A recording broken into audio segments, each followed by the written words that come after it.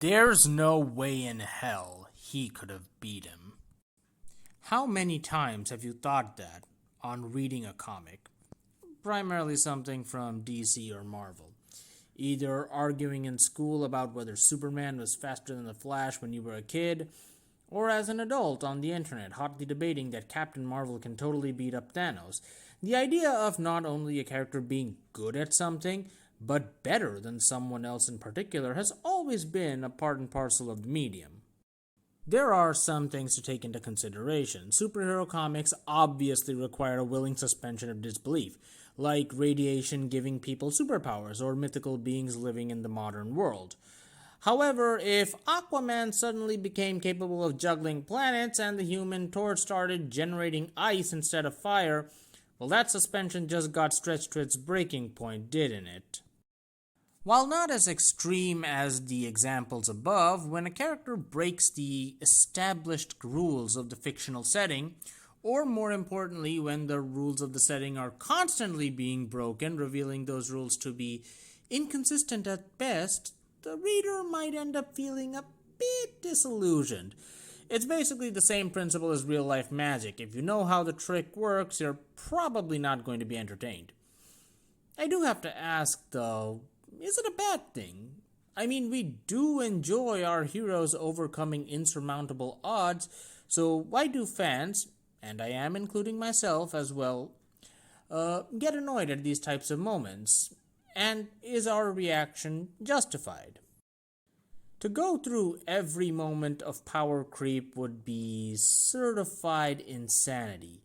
So I'll talk about some specific moments in comic book history. And I'm not including joke fights, so no Squirrel Girl.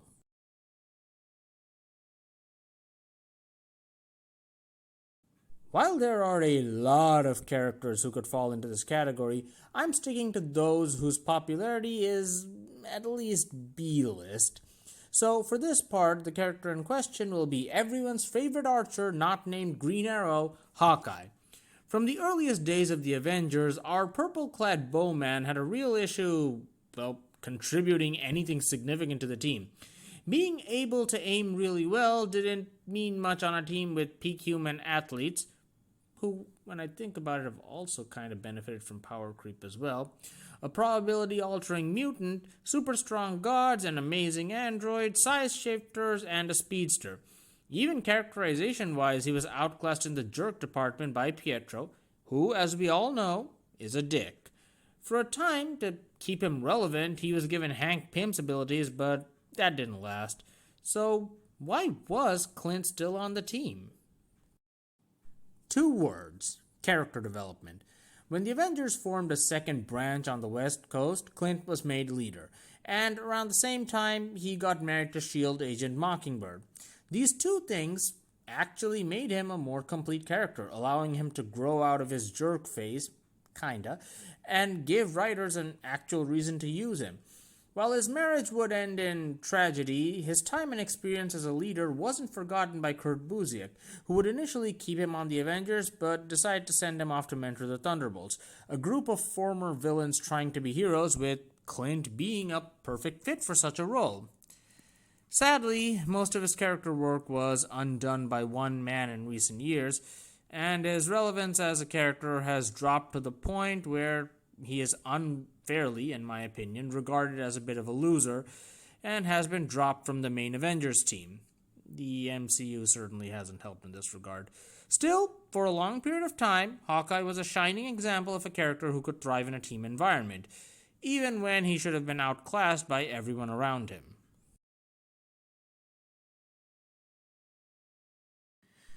A big reason why power creep happens in comics is the constant introduction of new threats for our heroes to fight.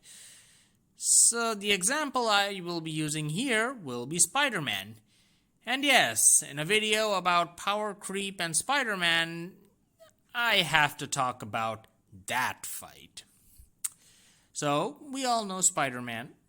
Shoots webs, sticks to walls, quips like a Joss Whedon character. Kinda strong, holds back a bit, but probably not too much. I mean, the proportionate strength of a spider shouldn't really allow him to crack a planet in half, right? And then there's his opponent, Firelord, a former Herald of Galactus. Well, let's just say for those of you who don't know, he's basically the Silver Surfer without the board and is constantly on fire. Cosmic fire! So, there's no way Spidey wins in a one-on-one fight. In theory. So, what is the plot? It's basically Firelord wants to kill Spider-Man because his pride was hurt. You know these types. Spidey tries to trick him into getting hit by a subway train, drops a building on him, and explodes a gas station with the hothead in it. None of which even phases the former Herald. Spidey's final solution? Punch him. Like a lot. And he keeps doing that until the Avengers show up and point out, yeah, you kind of beat him into unconsciousness there, Spidey. And yeah, even he doesn't believe that he actually won. And I'm pretty sure most of the readers couldn't believe it as well. Now, I will admit, it is fun to see Fire Jackass getting his butt handed to him. And to be, well, a little bit more fair, Spidey was wearing the symbiote costume at the time. And yes, it was known to enhance his strength, and none of the weaknesses were really all that well known at the time. But then again, even without that, there's no way that Spider-Man should have pulled this off. But it did look cool.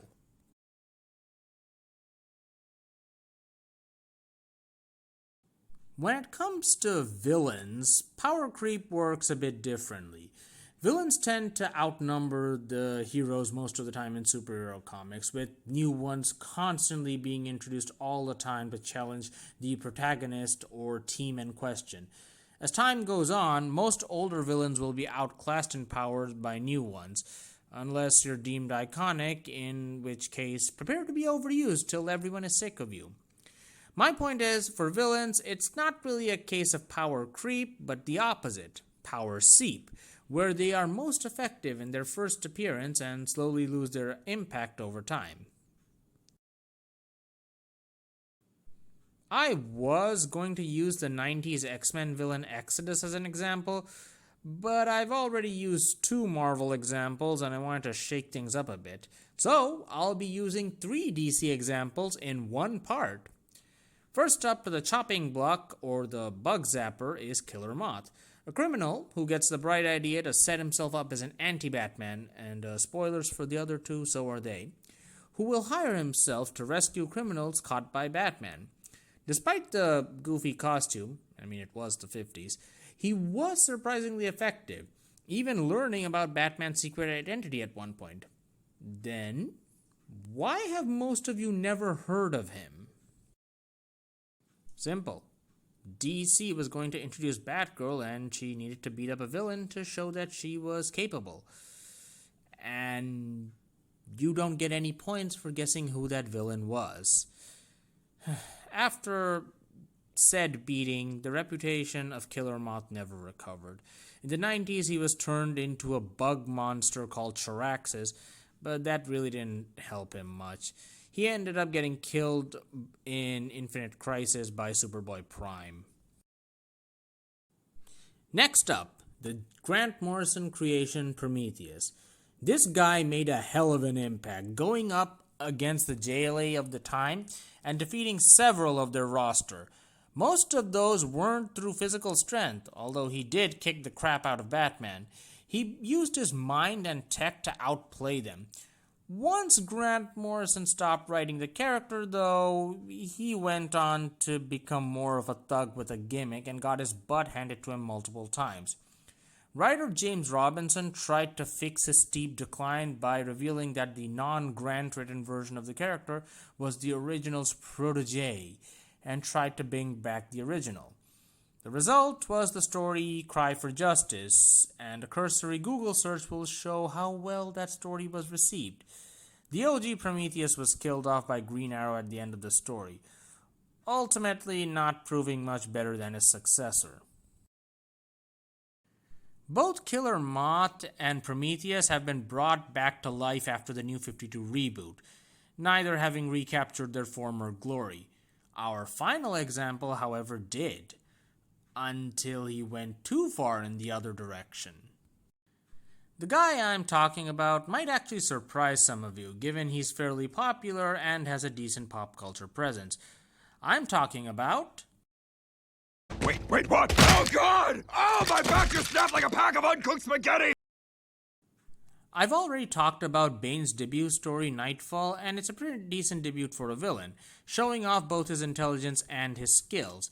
After that story, however, the character would flounder about, not getting any meaningful growth or, frankly speaking, anything significant to do. However, unlike the previous two villains, when Gail Simone put Bane in her Secret Six run, she gave him much needed depth. At least more than enough to get people saying, "Whoa, yeah, Bane, he's the guy who broke Batman's back." The character's decay had been cauterized. Then, Tom King decided to make Bane the main villain of his Batman run. Okay, while there are many problems in King's run, it's a bit hard to pin down how much of it was on King's shoulders, editorial meddling, or maybe just fans being tired of the cyclical nature of Batman's character development. Regardless, I'm not here to assign blame, just talk about the end result. The entire arc plays out similarly to the original Nightfall story, except here, Bane's manipulations feel less like him planning things out and more characters acting exactly as he needed them to in order to acquire his desired results. The result is Bane ends up in the territory of the boring invincible villain, whose reign will only end when forces outside the story dictate it to be so.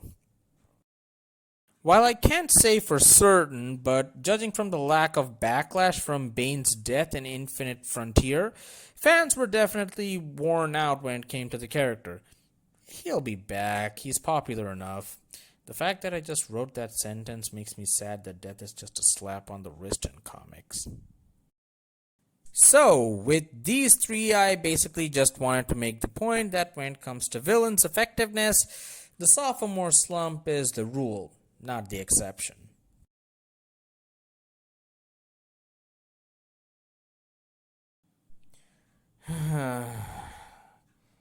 You knew this was coming. While I could talk about some other characters with the same issues, I figured it would be best to just talk about the big one himself, as he is probably the most exaggerated example out of all of them. For those of you not picking up what I'm saying, I'll give a brief explanation.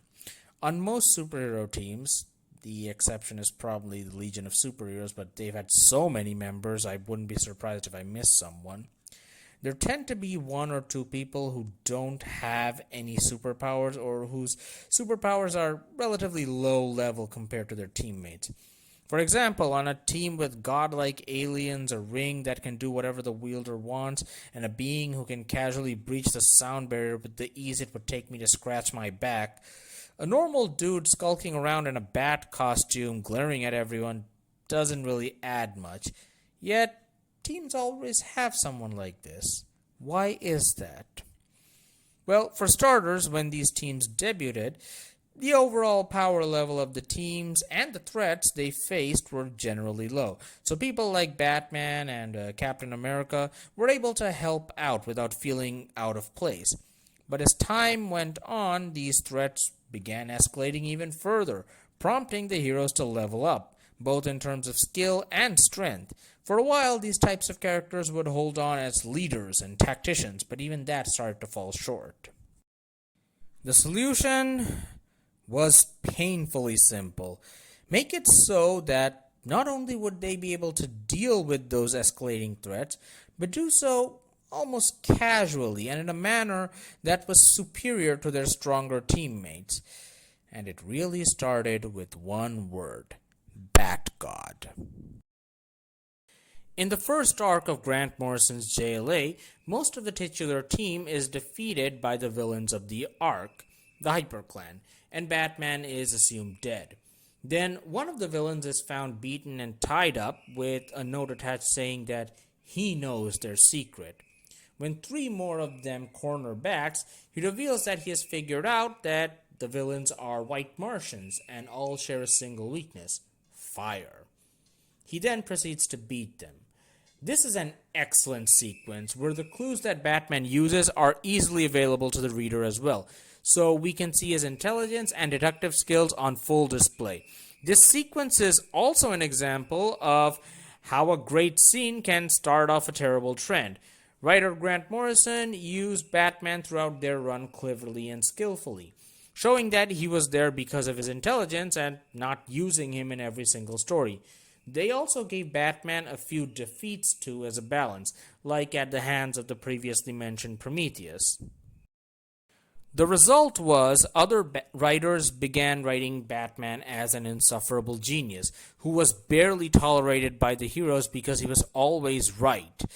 Then Mark Waid's Tower of Babel story arc hit stands, in which the writer tried to show that Bruce's behavior was dangerous and could hurt a lot of people close to him.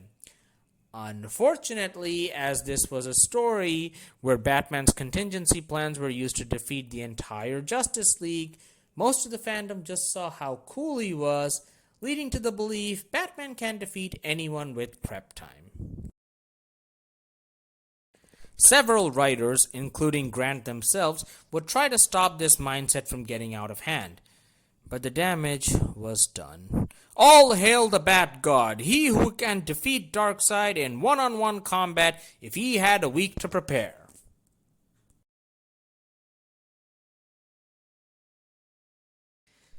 Well, yes and no. Comics are supposed to be fun, and I will forever maintain Batman setting fire to a bunch of white Martians is one of the greatest moments in comics. But the problem with power creep, at least in my eyes, is the lack of attention given to the internal logic of the setting. When the stronger heroes are routinely manhandled by threats that we see the weaker heroes stand up to, it breaks immersion, and we're not entertained as a result. Of course, everyone's immersion level is different, which leads to heated debates, which are great. I love to talk comics, and knowing other people's point of view is a great way to look at characters through a completely different lens. However, the name-calling and other stuff takes the joy out of it and leads to a hostile environment. That really shouldn't happen, guys.